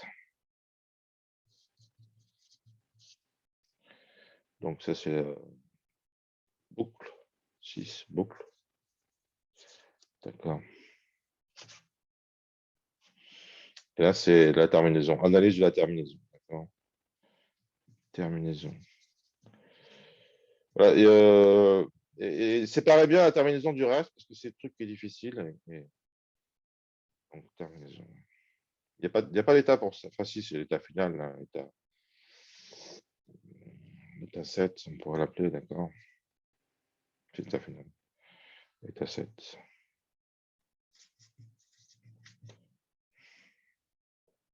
En fait, état 7. En fait, la terminaison, c'est pas tant l'état que ce qui rapporte les points, enfin, ce qui montre que vous avez compris, c'est pas tant l'état que la transition vers l'état. D'accord? C'est la compréhension est notée par, enfin, et, comment dire, est validée par la transition que je mets en rouge. D'accord? L'état lui-même, bah oui, il y a un état final qui existe, mais ce qui est difficile à voir, c'est depuis où on y va, depuis l'état 3. D'accord? C'est ça qui est difficile à comprendre. C'est d'identifier dans lequel de ces états on peut identifier, on peut savoir qu'on a fini. C'est dans l'état 3. C'est pas facile à voir. Quand vous vous posez la question, vous faites la boucle, c'est facile. Puis après, dans cette boucle, mais d'où est-ce qu'on sort cette boucle? Où est-ce qu'on détecte qu'on a gagné? C'est cet état-là. Ok, ben, je remercie à ceux qui m'ont corrigé, parce que je fais souvent des erreurs. Heureusement que vous êtes là, sinon mon cours ne serait pas lisible. Donc voilà, si vous suivez ces trois trucs, algo, automate et configuration, vous faites un automate qui se lit parce que les états sont numérotés, on y fait référence dans l'algo, dans les suites de config. Vous ne vous trompez pas parce que vous avez des suites de config, d'accord? Et puis, c'est vraiment la façon de gérer ces trucs. Est-ce qu'il y a des questions? Ça va, vous avez déjà beaucoup de questions. Alors ensuite, commence une partie théorique du cours où il y aura encore des exercices, d'accord? Il y aura toujours des exercices pour illustrer le cours, d'accord? Je vais essayer de reprendre un peu les exos quand même parce que c'est un peu dur là. Je vais essayer de voir si je peux la reprendre. Donc, la suite du cours parle de langage non décidable. Il ne me reste plus que 5 minutes, donc je n'ai pas le temps d'aborder ça. De langage récursif et de langage décidable, d'accord? Donc, c'est définition 27. Alors, langage, qu'est-ce qu'un langage décidable?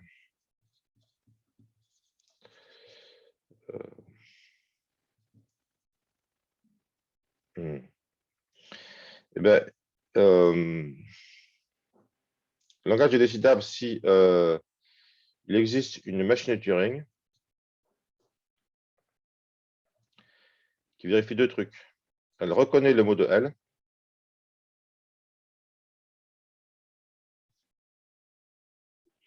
Donc, L est décidable s'il existe une activité qui reconnaît le mot de L. Alors, si vous démarrez avec un mot de L, elle s'arrête sur l'état final.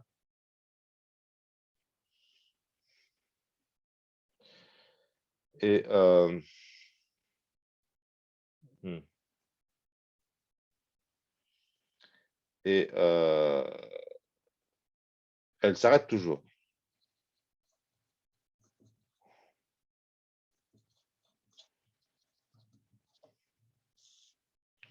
Elle s'arrête toujours.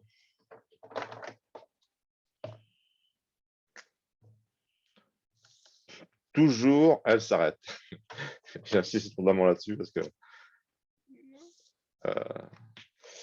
ça veut dire, c'est ça qui est, comment dire, qui est particulier, c'est qu'elle s'arrête toujours. Donc, si vous avez un mot, vous voulez savoir s'il engage ou pas, vous le saurez. Il suffit d'attendre un peu, d'accord? Alors, ça surprend beaucoup ces définitions, hein, mais c'est ça qui est important de mémoriser, elle s'arrête toujours. Alors, connaissez les mots de L. Donc, si vous mettez un mot de L, elle va s'arrêter sur l'état final. Si vous ne mettez pas un mot de L, elle va s'arrêter sur l'état pas final, parce qu'il n'est pas reconnu, d'accord? Mais elle va s'arrêter. Ah ben, il existe des machines qui ne s'arrêtent pas. Oui, il existe des machines qui ne s'arrêtent pas. En fait, c'est vraiment le nœud du problème. Donc, je vous en donne une, la plus simple qu'on puisse imaginer, c'est celle-là, d'accord? Une machine qui reconnaît A étoile, d'accord? Je considère mon langage L égale A étoile. Ben, il est décidable, d'accord? On va reconnaître les mots, il n'y a que des A sur un alphabet AB, on va reconnaître le mot, il n'y a que des A. Ben, ça va, c'est facile, hein. Qu'est-ce que vous faites? Vous allez à droite tous sur les A. D'accord? Et puis, quand vous arrivez sur bottom, vous êtes arrivé au bout, vous avez gagné. C'est fini. C'est fini, j'ai gagné.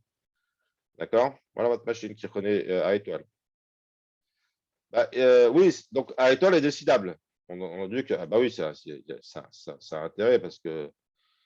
euh, hmm, euh, mais il existe une autre machine qui reconnaît A étoile, mais néanmoins qui s'arrête, qui boucle parfois. C'est cette machine-là, en fait. Au lieu de dire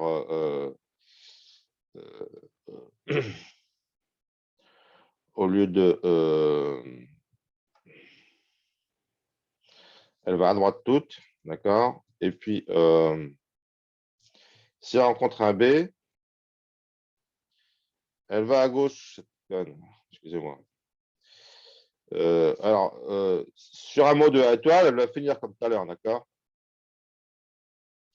Mais par contre, si je prends le mot A, B, même un truc plus simple, dès que je mets un B, en fait, d'accord, ma brave machine, qu'est-ce qu'elle va faire?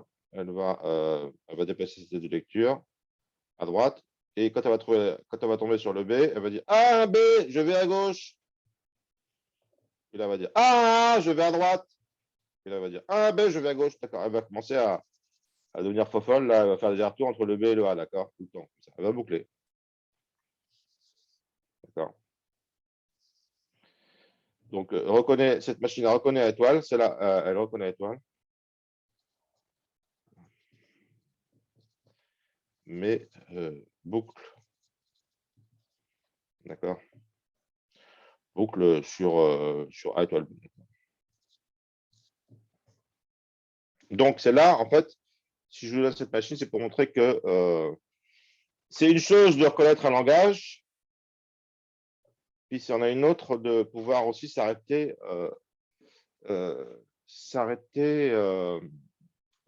à coup sûr. D'accord? Et c'est ça qui va nous. Et c'est là où le bas blesse, d'accord? C'est le fait que des fois, on ne s'arrête pas, on boucle. Donc, on va s'arrêter là parce que c'est l'heure. Et au prochain cours, on va voir que, en fait, c'est très profond, cette histoire de boucler et de ne pas boucler. En fait, c'est vraiment très caractéristique. C'est ça qui va nous permettre de démontrer qu'il existe des choses qui ne sont pas calculables. C'est le fait de ne pas boucler, de boucler. C'est un truc intrinsèque de ces machines de Turing, c'est qu'elles peuvent boucler et qu'on ne peut pas savoir quand est-ce qu'elles bouclent. Les automates à piles, les automates sans piles, tout bêtes, eux aussi peuvent boucler. En fait, on ne s'est jamais trop préoccupé de la question, mais d'accord, si vous mettez, par exemple, un automate tout con, il peut boucler aussi. Vous mettez 2 epsilon de transition comme ça, et hop, ça boucle, d'accord? Avec les epsilon de transition, d'accord? Euh, Automate à pile aussi peuvent boucler, mais on peut détecter quand est-ce que ça boucle, d'accord? On met ensemble, d'accord, vous avez fait ça en pile, là, on calcule l'epsilon, epsilon, je sais pas quoi, là, d'un état, puis après on fusionne tous les états qui sont, voilà, on peut détecter quand ça boucle. Les machines de Turing, on ne peut pas, d'accord? Ça Monsieur, consiste, oui. en fait, moi, juste une question par rapport à l'ancien automate. Comment on sait si on a autant de A que de B que de N? Enfin, A, N, B, N, C, N, en fait. C'est pas le langage, ça? Parce Parce qu'on a que... enlevé Ah non, un c'est A A à chaque. étoile. Ok. Non, parce que là, Non, non, on c'est reconnaît. ANBSN. Non, non, c'est ANBSN, c'est ça qu'on connaît. Ouais, c'est le langage. Oui, oui, c'est celui-là qu'on cherche à connaître, hein. On reconnaît parce qu'à chaque fois, on enlève un A, un B, un C. Donc, s'il y a le même nombre de A, le même nombre de C, le même nombre de... S'il y a le même nombre de A, de B, de C, le dernier passage, il n'y aura plus que des dièses, d'accord? Et sinon, on va bloquer quelque part. On a vu que on bloquait là-dessus si on démarrait avec A, A2, B. Si jamais le nombre Ah de oui, A, ok, oui. on va bloquer dans le retour, d'accord? Parce qu'il D'accord. va y avoir, mettons, pas un B, mais pas de C ou de A, ou alors, c'est que là, on bloque en cherchant un C, etc. Ok, Monsieur, par d'accord, ok, rapport à la merci. dalle, il y aura une séance de soutien ou pas? Comment? Par rapport à. Enfin, avant l'examen, est-ce qu'il y aura une séance de soutien? Oui, c'est prévu, ouais. C'est même marqué C'est dans le prévu? truc. Oui, oui, le C'est soutien a lieu pas- la dernière semaine de. Attendez, quand est-ce qu'il a eu le soutien? Il y a une séance de soutien pour la session 2, mais Ouais. pour la session 1, en fait, on n'a pas de. Non, mais c'est le plus important. Moi, j'ai toujours pensé que le soutien à la session 1 était le plus important. Parce que, ça évite de passer la session 2. Et parce que les bons étudiants, enfin, je ne sais pas, je ne vais pas vous expliquer pourquoi, mais dans mon idée, c'est le soutien à la session 1 qui est le plus important. Et il a eu lieu l'après-midi du mercredi de la dernière semaine. Le soutien, Le soutien a lieu le mercredi de la dernière semaine. Je vous envoie un mail si vous voulez, l'après-midi. Moi, j'aimerais bien, s'il vous plaît. Ouais, c'est la semaine prochaine, c'est écrit dans le. Non, là, c'est pas la semaine prochaine, je crois Non, pas. la semaine Bah, prochaine, on a c'était les. écrit dans l'emploi du temps depuis 4 semaines déjà. Ah ouais? Ah Non, je oui, crois pas. ah oui, ah, ça fait Ouais, 20 ans qu'il y a. relax, relax, relax. On a une petite pause là. Si vous voulez, je regarde ça pendant la pause là. Relaxez-vous. Je vais voir le DT. J'ai mis ça dans mon DT. Tout sera bien, bien au chaud. Donc, je suis quand même un peu organisé. Je vais vous dire ça tout de suite. Bureau EDT. Vous voulez que je fasse un petit share screen là? Allez, hop, share screen. Bah non, on a un amphi, hein. On a un amphi de langage formel, normalement, la semaine prochaine. S'il n'y a pas écrit de soutien. Oui, oui, il y a encore un amphi, oui. Non, là, je vais ouvrir le Ah, il a maquette, la raison, il y a maquette. soutien, mais c'est mercredi. C'est mercredi Oui, après-midi. de la semaine prochaine? Ouais, c'est mercredi de la semaine prochaine, l'après-midi, qu'il y a soutien. Déjà, Ok. là, c'est Il a marqué écrit là, le ça. soutien. Vous le voyez Ouais. Ok, ok, ça euh, marche. le soutien, il est marqué là. C'est le 19 avril, Ok. l'après-midi. Après, je Ah, ouais, demande, on sait jamais. Mais, ah ouais, putain. Oui, c'est ça. Ah oui, après, oui, c'est ça. C'est marqué là, le mercredi de la semaine prochaine, le soutien. Après, il y a les vacances, après les examens, semaine du 10 mai. Alors, D'accord. oui. Alors, au soutien, on fera l'examen de l'an dernier. Ok. Après, Ouais, j'imagine ils que aiment pour bien. la session 2, Comment? j'ai dit pour la session 2, j'imagine qu'il y en aura un aussi. Oui, mais il est moins utile. il est moins utile que celui-là. Celui-là, il est utile parce que ça vous relève la moyenne, vous êtes content, vous sentez plus confiance en vous, toute la promotion, quoi, pas juste les étudiants. Parce que moi, ce que j'ai constaté, c'est que les étudiants qui vont en rattrapage, ça m'énerve parce que ils zappent, ils se disent, grosso modo, je l'aurai avec un examen plus facile. Et moi, j'accepte pas ça, quoi. J'accepte plus. Pendant les premières années que j'étais prof, je me disais, bon, ok, c'est du rattrapage, on veut qu'il y en ait qui passent. Et je suis pas d'accord pour que le diplôme soit plus facile juste parce qu'on passe le rattrapage. Il n'y a pas de raison. Mon rattrapage, il est aussi dur que c'est la même difficulté. Et si c'est la même difficulté, c'est-à-dire que c'est plus difficile. Pourquoi c'est plus difficile? Parce qu'il y a à la fois le partiel et l'examen dans le rattrapage. C'est logique, je veux dire. Ça représente toute l'année. Sinon, qu'est-ce qui se passe? Les étudiants font le partiel, ils arrivent en examen, il faut aussi l'examen, parce que de toute façon, il y a un rattrapage, et après, ils arrivent au rattrapage, ils disent, bah, de toute façon, le rattrapage sera plus facile. Ben non, le rattrapage n'est pas plus facile. Et donc, comme finalement, les étudiants qui passent le rattrapage, ce sont ceux qui ne sont pas sérieux, alors, ils n'ont pas le rattrapage, comment dire, et je trouve ça juste, c'est dur, mais c'est juste, quoi. Parce qu'il n'y a pas de raison que le rattrapage soit plus facile. Voilà, je suis un peu, comment dire, un peu, on pourrait dire méchant, je ne sais pas, mais je trouve que c'est juste. Pragmatique. On va dire Comment? ça comme ça. Pragmatique, Ouais. on va dire. Oui, parce qu'il n'y a pas de raison. Voilà, pragmatique. Merci, c'est gentil de me dire ça. Ok. Donc voilà, c'est pour ça que le soutien en session 1, je trouve qu'il est plus utile. Parce que, non, mais on peut aussi avoir réussi à faire un rattrapage. En même temps, quand même, je calibre la difficulté du rattrapage pour que l'étudiant. L'intérêt du rattrapage, c'est que l'étudiant qui a réussi beaucoup de matières, sauf une ou deux, et alors il peut se concentrer à mort sur la matière qu'il n'a pas réussi pour la réussir au rattrapage. Là, effectivement, ça peut jouer, quoi. Donc, du coup, il se concentre, il potasse la matière où il s'est planté pour la réussir. Et donc, Concernant la note du partiel? oh, alors, je suis dessus à fond la caisse, là. Parce que Donc, c'est Sandrine 100%, le veut hein. avant mercredi. Sandrine le veut avant mercredi. Je vais publier ça. Mon projet, c'est de les publier, de publier tout le fichier Excel avec la note du projet, note du partiel, les calculs que je fais pour arriver à une note raisonnable, parce que la moyenne est de 8 à l'examen. Au partiel, la moyenne est de 8 et 8,2 et je multiplie par un coefficient pour avoir une moyenne plus raisonnable. Pour différentes raisons, parce que c'est plus dur à cause du confinement, parce que vous n'avez pas eu assez de temps, parce que ceci, parce que cela. Donc, et puis je fais une moyenne pondérée avec le partiel, enfin, je fais un tas de calculs, je publie tout ça, je vais ouvrir tout ça, comme ça vous pourrez, si vous le souhaitez, gueuler, sachant que j'ai pas le temps de scanner les copies. Donc, les copies, vous pourrez les voir à l'examen, à la fin de l'examen. Voilà. Donc, parce que voilà, je tape cher, voilà, j'ai fini.